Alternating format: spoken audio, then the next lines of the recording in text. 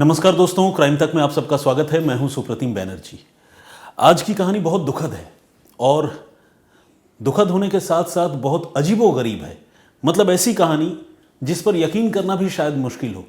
सुनने के बाद आपको यह लगे कि क्या ऐसा भी हो सकता है, इस दुनिया में ऐसे भी लोग हैं। मैं ये पहेलियां क्यों बुझा रहा हूं, आइए शुरुआत करते हैं। कहानी सिलसिलेवार तरीके से आपको बताता हूं। 3 अगस्त 2022 की ये बात है। जगह है बिहार का मुजफ्फरपुर शहर। मुजफ्फरपुर में रहने वाली एक महिला जिसका नाम सुनीता देवी है, उसे अचानक अपने पेट में तेज दर्द की शिकायत होती है और ये दर्द का सिलसिला पिछले कई दिनों से लगातार चल रहा था। और इस रोज़ जिस तारीख की मैं बात कर रहा हूँ, 3 अगस्त 2022, उन्हें अपने पेट में ज़्यादा तकलीफ़ होती है, ज़्यादा दर्द की शिकायत होती है। इस पर घर वाले बहुत परेशान होते हैं और अपने घर की बहू को, सुनीता को, वो लेकर जाते हैं शहर में ही। बरियारपुर चौक है एक लोकेलिटी, नाम से आप समझ सकते हैं कि कोई बाज़ार है और चौक है। वहाँ पर एक नर्सिंग होम है, शुभाकांत नर्सिंग होम, वहाँ पर इलाज के लिए लेकर जाते हैं। तो अच्छा खासा नर्सिंग होम है, इलाज के लिए दर्जनों लोग रोज़ आते हैं, डॉक्टर भी हैं, मरीज़ों का आना जाना है, दवाई की दुकान है, सब कुछ है। तो यहाँ पर सुनीता देवी को भर्ती कराया जाता है और भर्ती कराने के बाद तकरीबन 20 से 30 हज़ार रुपये उनके इलाज के लिए उस अस्पताल संचालक की ओर से लिए जाते हैं और ये कहा जाता है कि अब वो डायग्नोसिस करेंगे, ये देखेंगे कि उनको तकलीफ़ क्या है। चेक करते हैं। कुछ प्रीवियस हिस्ट्री भी है जिससे पता चलता है कि सुनीता को यूट्रस में यानी बच्चेदानी में कुछ परेशानी है। तो जब चेक करते हैं और इसके बाद डायग्नोसिस फिर से इस हॉस्पिटल में होता है, शुभाकांत नर्सिंग होम में, तो फिर डॉक्टर ये देखते हैं कि यूट्रस में वाकई प्रॉब्लम है और ऐसा प्रॉब्लम है जिसे ऑपरेशन के बाद ही ठीक किया जा सकता है। ये बताया जाता है कि सुनीता फिर कभी मां नहीं बन पाएगी। अगर उनकी ज़िंदगी बचानी है तो उनके बच्चेदानी को काट कर निकाल देना होगा, यूट्रस का ऑपरेशन करना होगा।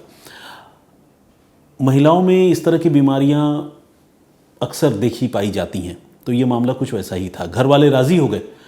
सुनीता की शादी को कई साल हो चुके थे, 3 छोटे छोटे बच्चे हैं, तो घर वाले राज़ी हो गए और सुनीता को उसी नर्सिंग होम में, उसी हॉस्पिटल में, शुभाकांत नर्सिंग होम में भर्ती करा लिया गया।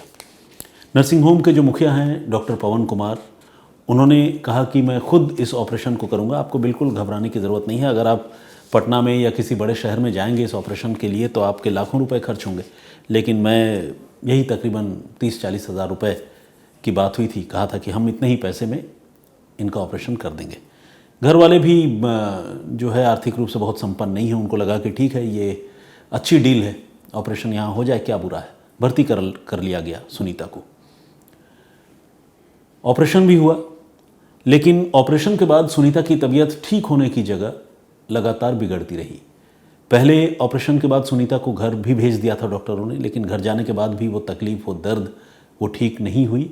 बहुत परेशान रही वो। फिर वो हॉस्पिटल आए और हॉस्पिटल आने के बाद इस बार जब ज़्यादा तबीयत बिगड़ी और शुभाकांत नर्सिंग होम के डॉक्टरों से भी जब सुनीता की हालत नहीं संभली तो नर्सिंग होम को लगा कि ये मामला कुछ गड़बड़ हो गया। तो नर्सिंग होम प्रशासन ने खुद एक एम्बुलेंस का इंतज़ाम किया और कहा कि इनको यहाँ से आप लेकर जाइए पटना, और पटना में जो सबसे बड़ा सरकारी हॉस्पिटल है वहाँ ले जाकर इनको दिखाइए और वहाँ इलाज कराइए। ये केस थोड़ा कॉम्प्लिकेटेड हो गया है।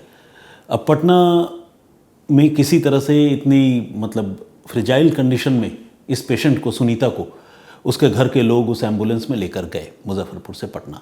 और जब वहाँ अस्पताल में भर्ती कराया गया और डॉक्टरों ने नए सिरे से सुनीता के अंदरूनी अंगों की जांच की तो ये देखकर हैरान रह गए कि सुनीता के शरीर के से दोनों किडनियां जो है वो गायब हैं।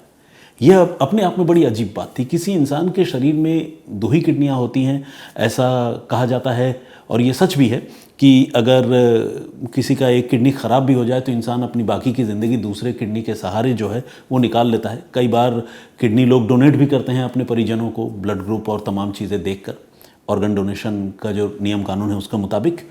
लेकिन यहाँ सुनीता के पेट से दोनों किडनियां गायब थी।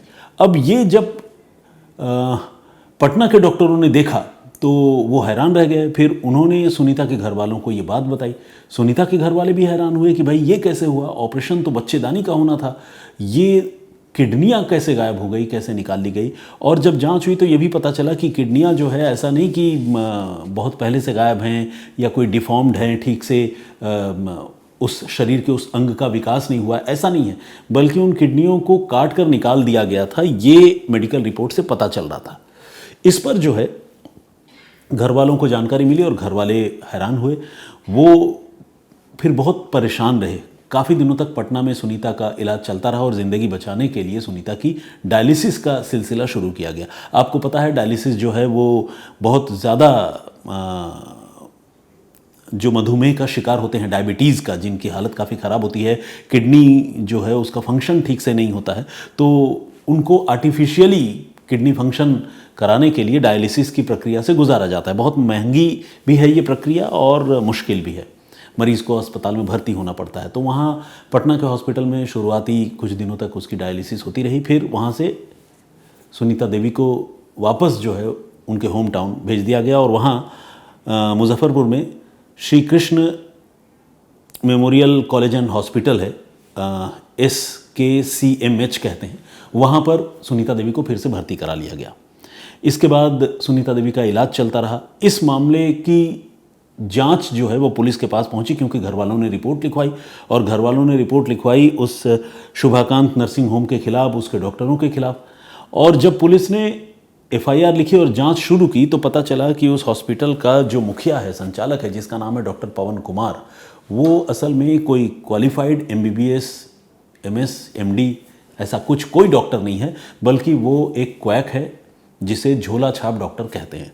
यानी वो कहते हैं ना नीम हकीम, ये वो है। तो पवन कुमार को जब वहाँ की पुलिस ने गिरफ्तार किया तो पता चला कि इस ऑपरेशन को पवन कुमार के साथ साथ 2 और उसके तथाकथित डॉक्टर साथियों ने मिलकर एग्जीक्यूट किया था, अंजाम दिया था। लेकिन पवन कुमार तो अरेस्ट हुआ, लेकिन बाकी के 2 लोग अभी तक पकड़े नहीं गए हैं। मगर खबर ये नहीं है, दुखद खबर ये है कि अब 21 अक्टूबर 2024 को सुनीता की मौत हो गई। सुनीता का पहले हफ्ते में 3 रोज़ डायलिसिस हुआ करता था, फिर हफ्ते में 5 रोज़ उसका डायलिसिस किया जाने लगा। उसकी हालत लगातार बिगड़ती रही। उसके 3 छोटे छोटे बच्चे हैं। बहुत ही मुश्किलों में वो परिवार है। आप समझ सकते हैं किसी परिवार का अगर कोई एक मेंबर बीमार हो जाता है, हम सारे लोगों ने ये चीज़ें कभी ना कभी अपनी ज़िंदगी में एक्सपीरियंस किया है, भुगती है। कोई एक फैमिली मेंबर अगर बीमार हो जाता है तो पूरे फैमिली का जो सिस्टम है वो गड़बड़ हो जाता है, ढांचा गड़बड़ हो जाता है, क्योंकि आप हॉस्पिटल के चक्कर में लगे रहते हैं, आना जाना, दवाएं और तमाम तरह के खर्चे, ट्रैवलिंग, फिर एक एंग्जाइटी कि पता नहीं मरीज़ कब ठीक होगा, हॉस्पिटल से कब छुट्टी मिलेगी, सब ठीक हो रहा है नहीं हो रहा है। जिसका प्रोलॉन्ग्ड इलनेस होता है वो पूरा परिवार तो समझ लीजिए कि अंदर से बिल्कुल टूट जाता है। सुनीता के परिवार की यही हालत हुई थी तकरीबन 2 सालों में। और अब 21 अक्टूबर 2024, इस साल की मैं बात बता रहा हूँ, सुनीता की मौत हो गई। मुजफ्फरपुर के ही SKCMH हॉस्पिटल में सुनीता ने आखिरी सांस ली। इस मामले में शासन प्रशासन की ओर से थोड़ा बहुत मेडिकल हेल्प जो है उस फैमिली को ज़रूर मिला है, लेकिन परिवार के लोग गुनहगारों के गिरफ्तार नहीं होने से बहुत दुखी हैं। उनका ये कहना है कि डॉक्टर पवन कुमार जो है वो तो गिरफ्तार हुआ है, लेकिन 2 और आरोपी हैं जिन्होंने इस घटना को अंजाम दिया, वो अभी तक पकड़े नहीं गए हैं। बच्चों की शिक्षा, परवरिश, परिवार का आगे चलना, ये सब कुछ जो है एक बड़ी परेशानी के तौर पर सुनीता देवी के पूरे परिवार के सामने खड़ा है।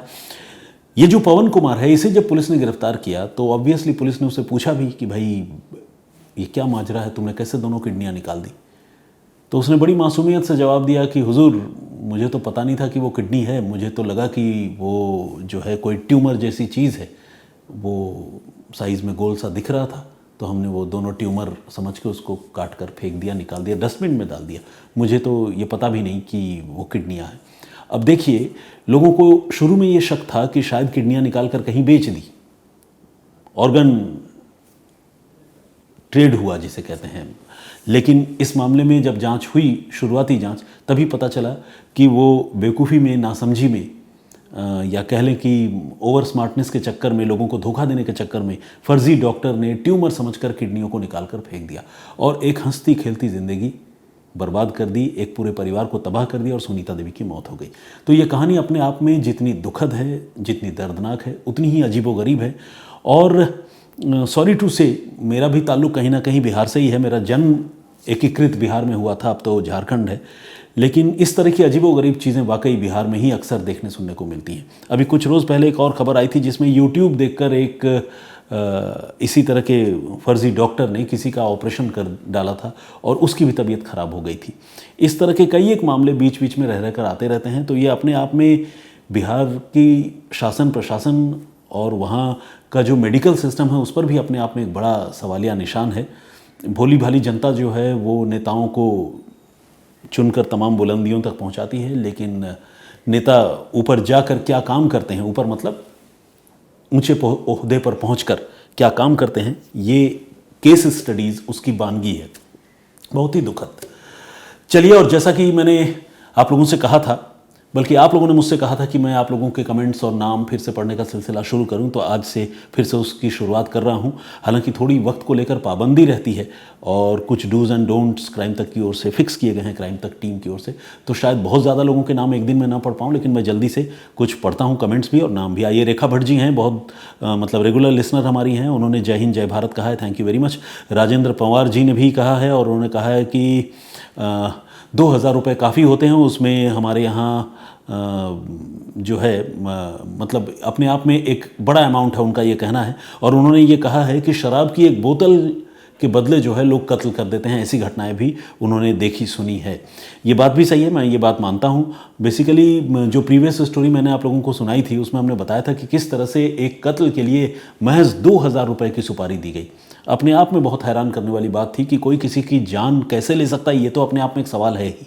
लेकिन एक पल के लिए अगर ये मान भी ले कि इंसान लालच में आकर रुपए पैसों के चक्कर में किसी की हत्या कर देता होगा, हालांकि वो भी कहीं से जस्टिफाइड नहीं है, 2000 रुपये के लिए कोई हत्या कर देगा, ये तो सुनकर भी अजीब लगता है। खैर, अबू जैन ने भी कमेंट किया है, बहुत बहुत स्वागत आपका। समीर का कमेंट है और इन्होंने हैप्पी दशहरा लिखा है, बहुत धन्यवाद आपका।